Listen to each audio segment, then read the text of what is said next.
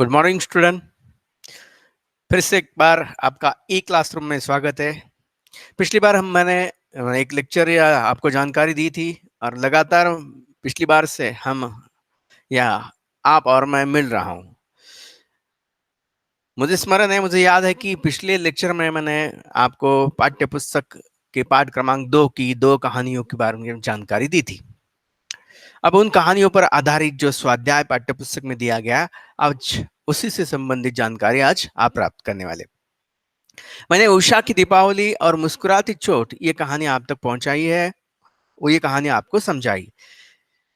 फिर भी उस कहानियों के स्वाध्याय की ओर जाने से पहले मैं उन कहानियों का सारांश कुछ शब्दों में आपके सामने प्रस्तुत कर देता हूं, फिर इसके स्वाध्याय की ओर हम जाएंगे।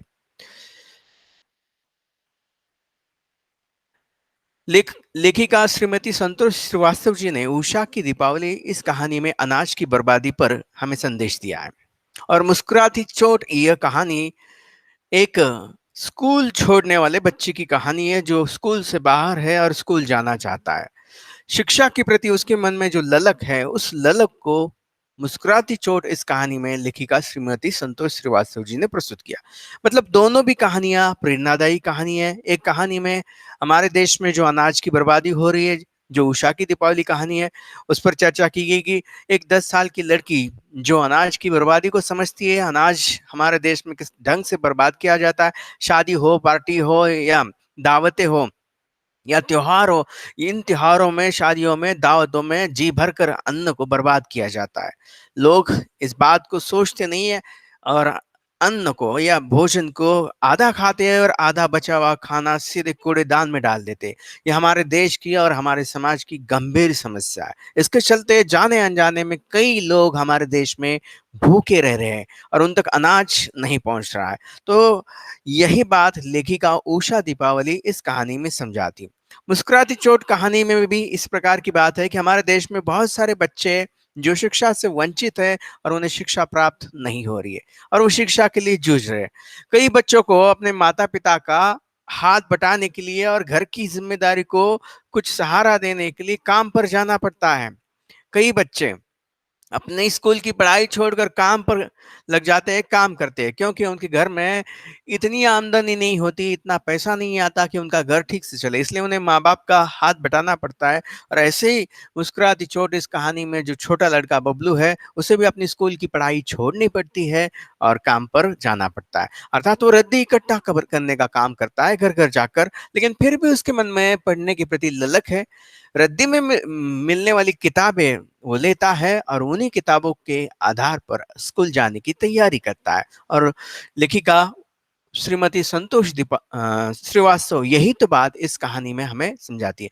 मतलब लगातार 2 कहानियां आपके पाठ्य पुस्तक में आपके अध्ययन के लिए रखी गई है और वह उन कहानियों की जानकारी मैंने पिछले 2 लेक्चर में आपको प्रस्तुत की थी। चलिए अब उन कहानियों के या उस पाठ के आधार पर जो आपके पाठ्य पुस्तक में स्वाध्याय दिया गया, उस स्वाध्याय की चर्चा मैं अब करूंगा। पहली कहानी मैंने जब पढ़ाई थी तो उस पर भी मैंने कुछ कृतियां कहानी के भीतर ही या उस लेक्चर के भीतर ही प्रस्तुत की थी। दूसरी कहानी मैंने जब पढ़ाई थी, उसमें भी उस कहानी को पढ़ाते समय, स्लाइड दिखाते समय कुछ दूसरी कृतियों को भी आपके सामने प्रस्तुत किया था। इन कृतियों को आपको अपनी नोटबुक में लिखना है। हिंदी विषय के लिए एक स्वतंत्र नोटबुक बना लो। उस नोटबुक में जैसे जैसे आपको वीडियो लेक्चर्स मिलते जाएंगे और वीडियो लेक्चर्स में जैसे जैसे कृतियों की जानकारी मिलती जाएगी और मैं जैसी सूचना दूंगा, उस सूचना के अनुसार आप अपने नोटबुक में उन कृतियों को नोट करो। अभी आपके लिए इस लेक्चर में ये सूचना है कि अभी मैं जो स्वाध्याय प्रस्तुत कर रहा हूँ, इस स्वाध्याय को आपके पाठ्य पुस्तक में देखकर या पाठ्य पुस्तक से भी उठाकर या पाठ्य पुस्तक में देखकर आपको अपनी नोटबुक में लिखना है।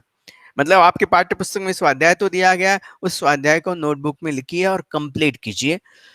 पाठ के अंत में कुछ शब्दार्थ दिए गए, उन शब्दार्थ को भी आप नोट कीजिए। मतलब आपके लिए कोई परेशानी नहीं होगी। चलिए अब स्वाध्याय की ओर आपको ले जाता हूं कि आपके पाठ्य पुस्तक के अंत में जो स्वाध्याय दिया गया है, उन प्रश्नों के उत्तर, उन कृतियों के उत्तर किस प्रकार हल करने हैं, ये समझ लेंगे।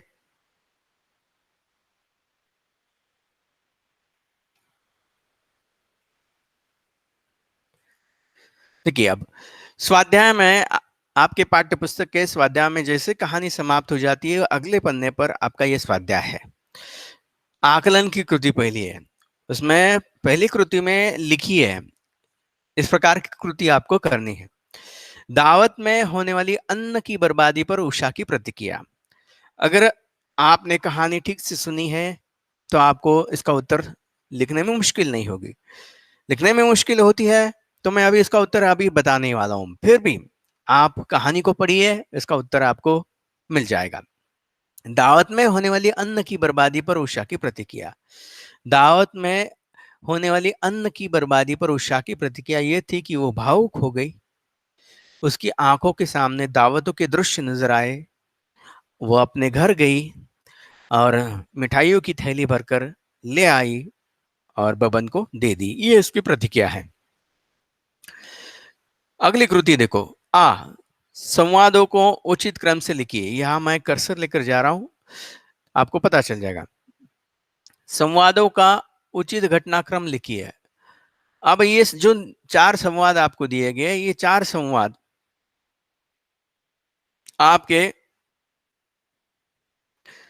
पाठ्य पुस्तक के उषा की दीपावली इस कहानी के नहीं, मुस्कुराती चोट इस कहानी में ये संवाद मिलते हैं। तो मुस्कुराती चोट कहानी पढ़ लीजिए, या पढ़ते समय ये संवाद आपको मिल जाएंगे, उनका क्रम आपको लिखना है। संवादों को उचित क्रम से लिखिए, मतलब ये संवाद आपको अभी यहाँ पर डिस्प्ले पर दिखाई दे रहे हैं, ये सही क्रम से नहीं लिखे गए, उल्टे सीधे नंबर से इन्हें लिखा गया। आपको कहानी के आधार पर सही क्रम इनका लिखना है, मतलब पहले कौन सा संवाद है, उसके बाद दूसरा संवाद कहानी में लिखा गया, उसके बाद तीसरा संवाद है, उसके बाद चौथा संवाद है। तो आपको उसी कहानी के क्रम से इन संवादों को लिखना है। यहाँ उल्टे सीधे लिखा गया, फिर भी मैं आपको जानकारी के लिए बता देता हूँ। रुपए खर्च हो गए मालिक, ये पहला यहाँ पर 1 नंबर पर संवाद है। दूसरा संवाद है, स्कूल नहीं जाता तू अजीब है। अरे क्या हुआ, जाता क्यों नहीं, ये एक संवाद है। माँ बाल मजदूरी अपराध है ना, ये एक संवाद है। अब इन्हें सही क्रम से कैसे लिखना है, तो स्कूल नहीं जाता तू अजीब है, ये पहला संवाद होगा कहानी में।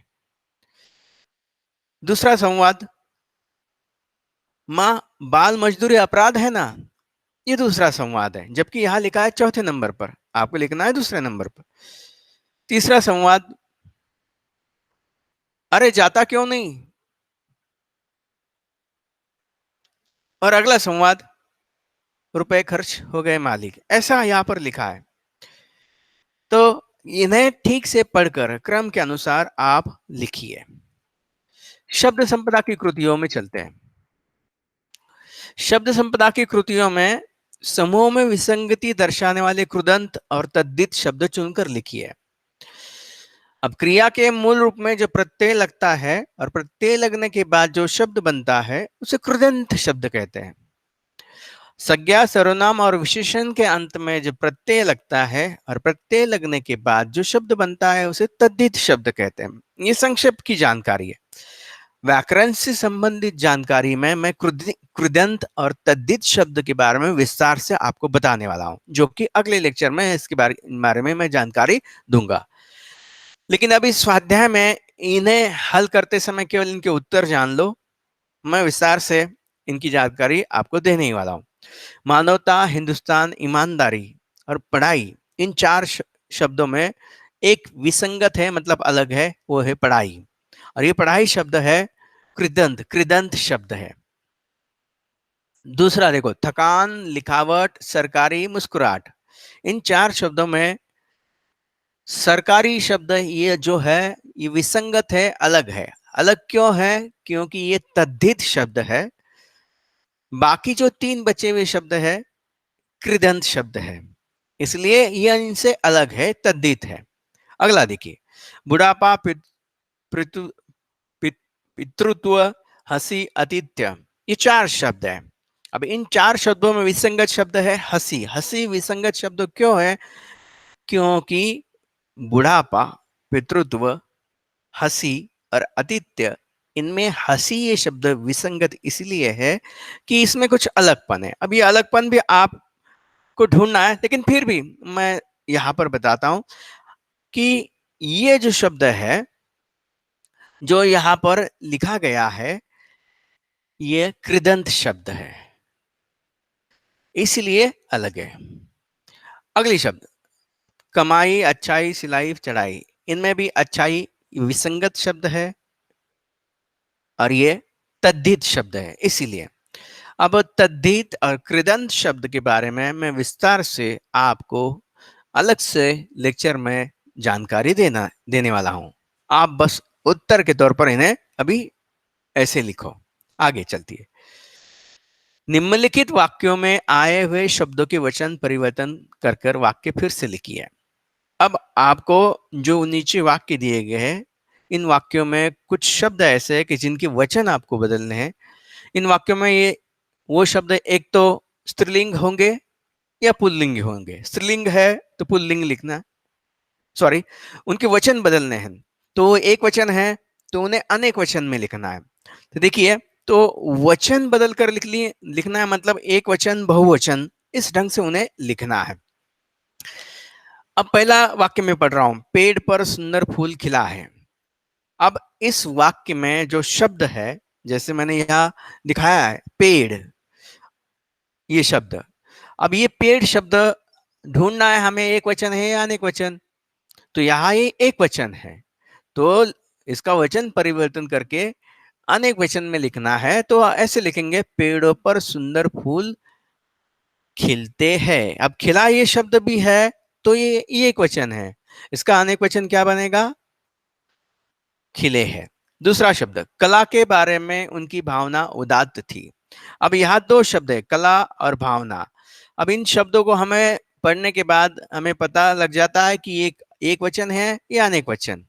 कला ये शब्द एक वचन है, इसलिए इसका अनेक वचन हमें लिखना होगा। कलाओं के बारे में उनकी भावना। अब ये भावना शब्द भी एक वचन है, इसलिए इसका अनेक वचन हम करेंगे, भावनाएं उदात्त थी। तो ऐसे जितने सारे शब्द हैं, उन सारे शब्दों के आपको एक वचन है तो बहुवचन लिखने, बहुवचन है तो एक वचन लिखने। उदाहरण के तौर पर देखिए, अब दीवारों पर टंगे हुए विशाल चित्र देखे। दीवारों ये शब्द अनेक वचन में, तो इसका आपको लिखना है एक वचन, दीवार पर टंगे हुए विशाल चित्र देखे। इस प्रकार तो ये 4, 5, 6, 7, 8 जो भी आपको वाक्य दिए गए, उनके वचन परिवर्तन कर कर आपको लिखने हैं, उन शब्दों के वचन परिवर्तन करके आपको लिखने हैं। अगली कृति की ओर चलते हैं। निम्नलिखित शब्दों का लिंग परिवर्तन करके प्रत्येक का वाक्य में प्रयोग कीजिए। अब जो शब्द आपको पाठ्य पुस्तक में दिए गए, उन शब्दों का लिंग परिवर्तन करना है आपको। यहाँ देखिए, अध्यापक शब्द का लिंग परिवर्तन, या इसका लिंग बनता है अध्यापिका, रानी का राजा, नायिका नायक, देवर देवरानी, पंडित ये शब्द है, इसका लिंग परिवर्तन करके पंडित ये पुल्लिंग है, इसका लिंग परिवर्तन करेंगे तो स्त्रीलिंग, पंडित का बन जाएगा पंडिताइन। यक्ष का यक्षिणी, बुद्धिमान ये शब्द पुल्लिंग है, इसका लिंग बुद्धिमती बन जाएगा। श्रीमती ये शब्द है, तो इसका पुल्लिंग शब्द बन जाएगा श्रीमान। दुखियारा शब्द है, ये पुल्लिंग शब्द है, हमें लिंग बदलने के लिए कहा गया है, लिंग परिवर्तन करने के लिए कहा गया है, तो उसका बनेगा दुखियारी। विद्वान है तो विदुषी। तो इस प्रकार मैंने यहाँ पर आपको लिख कर दिया है, इनका वाक्य में प्रयोग करना है। मैंने एक वाक्य प्रयोग यहाँ पर लिख कर दिया है, जैसे कि अध्यापिका ने पाठ पढ़ा है, ऐसे इन शब्दों को वाक्यों में प्रयोग कर कर कृति करनी है।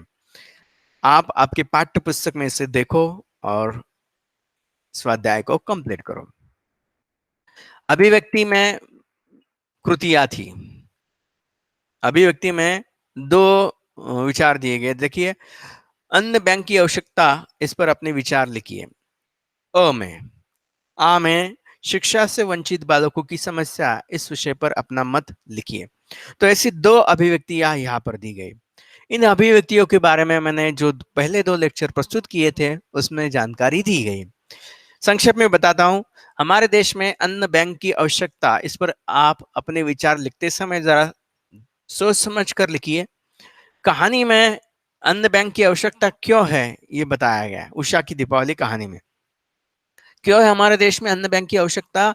अन्न बैंक की आवश्यकता हमारे देश में इसलिए है कि हमारे देश में अनाज की बर्बादी हो रही है। कई लोग भूखे मर रहे हैं या भूखे रह रहे हैं, उन्हें अनाज नहीं मिल रहा है, इसलिए अन्न बैंक की आवश्यकता है। अन्न बैंक अगर बन जाए तो भूखे गरीब लोगों तक अन्न पहुंचेगा और हमारे घर का अनाज खाना भी बर्बाद नहीं होगा।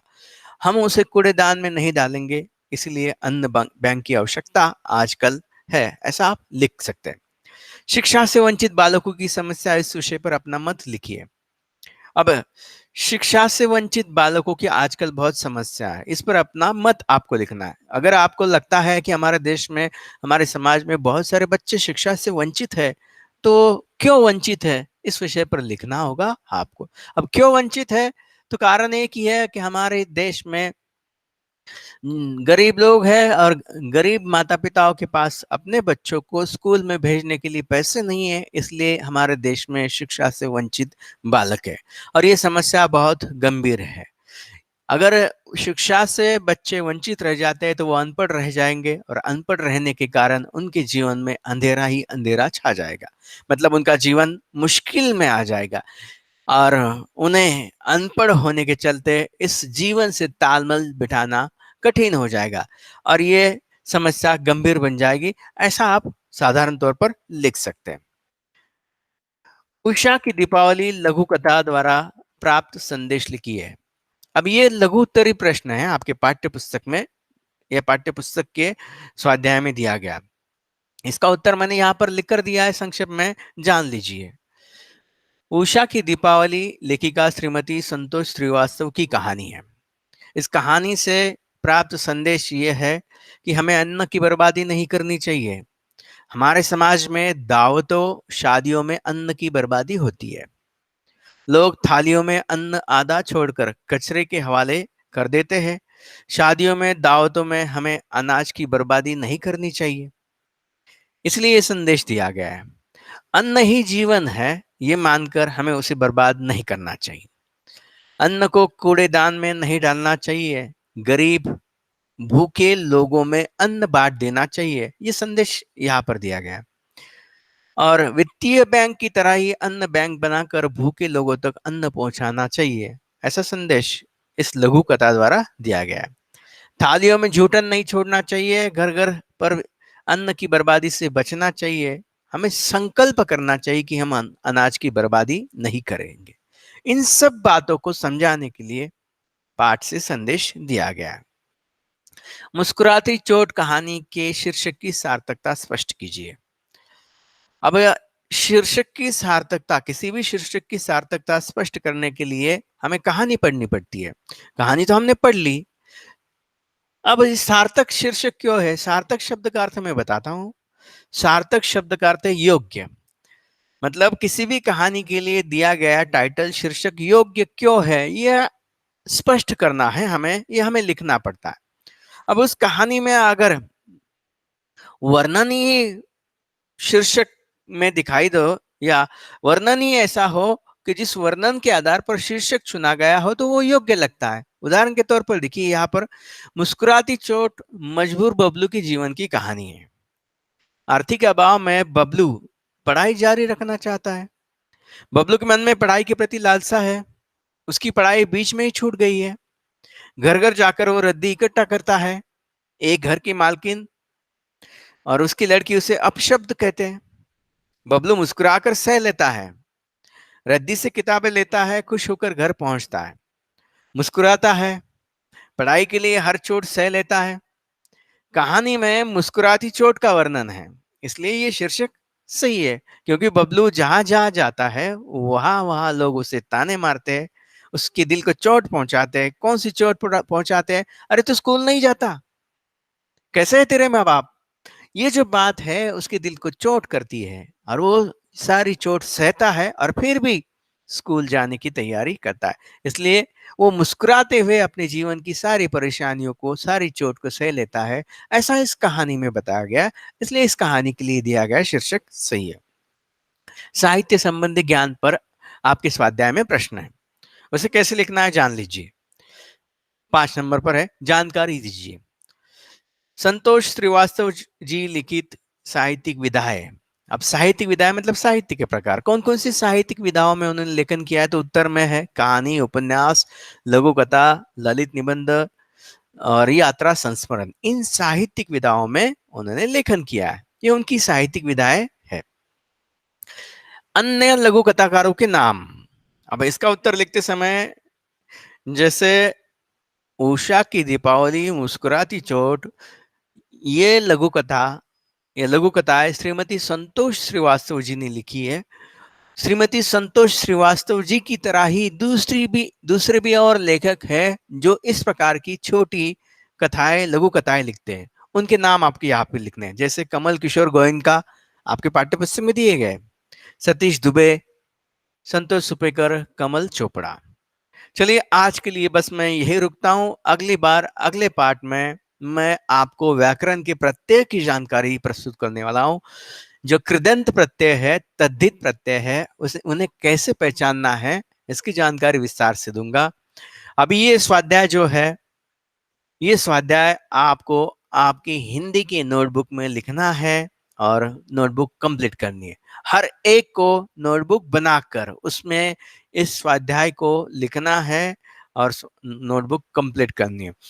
नोटबुक में लिखना आवश्यक होगा क्योंकि इस पर आपकी परीक्षा के दृष्टिकोण से आपके लिए यह महत्वपूर्ण है।